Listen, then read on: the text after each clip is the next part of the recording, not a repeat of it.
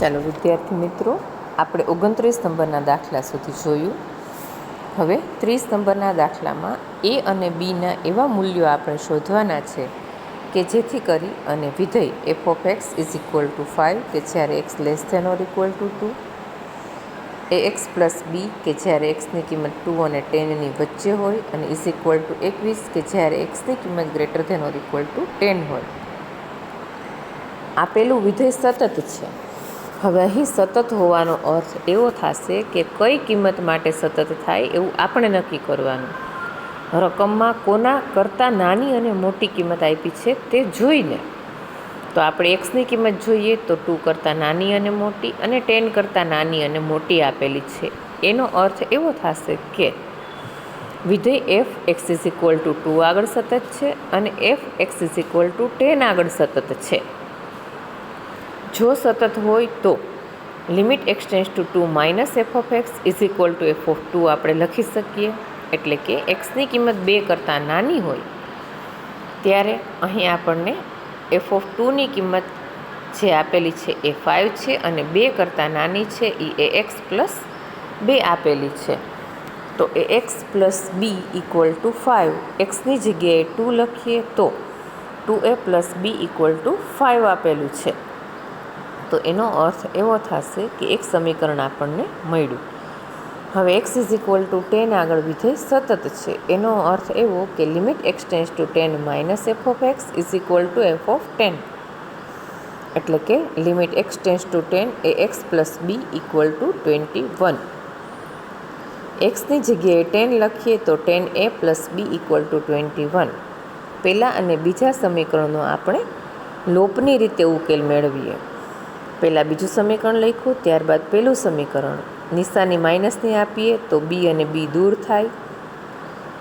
10a માંથી 2a minus કરીએ એટલે કે 8a ઇઝ ઇક્વલ ટુ 21માંથી 5 માઇનસ કરીએ તો 16.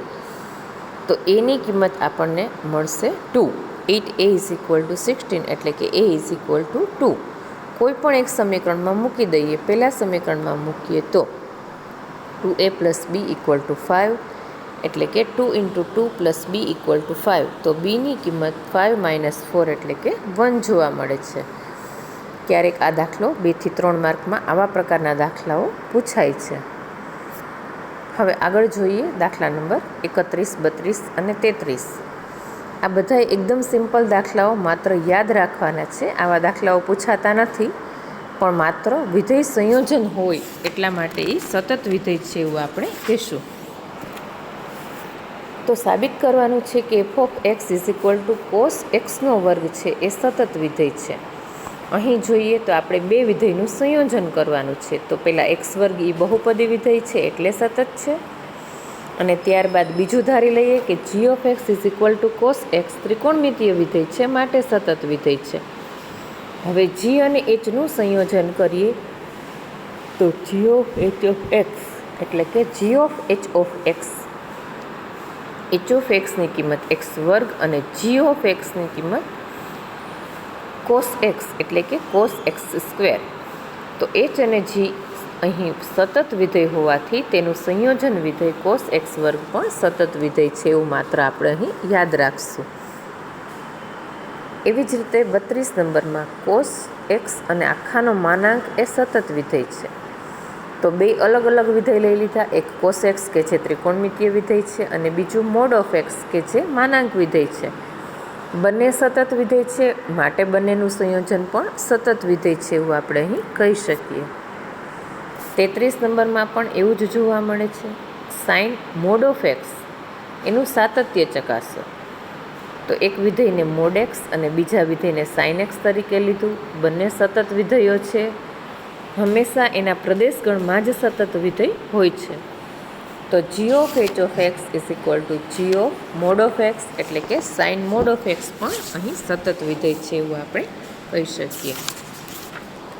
આગળ જોઈએ 34 નંબરના દાખલામાં F of x is equal two mode of x minus x plus 1 એનો મોડ દ્વારા વ્યાખ્યાયિત વિધેય જ્યાં અસતત હોય તેવા તમામ બિંદુઓ આપણે શોધવાના છે.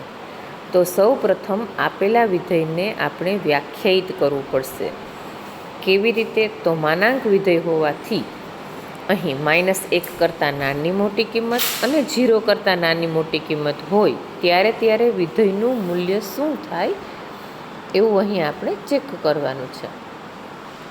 તો સૌથી પહેલાં કે જો એક્સની કિંમત છે એ <-1 હોય એટલે કે ઋણ હોય તો mode of x is equal to -x, વચલી નિશાની માઇનસ એટલે પ્લસ થઈ જશે.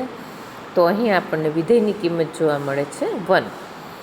બીજું કે જો એક્સની કિંમત -1 અને 0ની વચ્ચે આવેલી હોય તો mode of x is equal to -x અને અહીં આવશે નિશાની માઇનસની જ અને માનાંક દૂર થઈ જાય તો -x -1 એટલે કે -2x -1. અને ત્રીજું કે જો એક્સની કિંમત greater than or equal to 0 હોય તો f of x is equal to x minus x plus 1 એટલે કે -1 જોવા મળે છે અહીં આપણને. તો આપણે પહેલાં વિધેય વ્યાખ્યાયિત એવી રીતે કર્યું કે એક્સની કિંમત <-1 હોય ત્યારે એની કિંમત 1.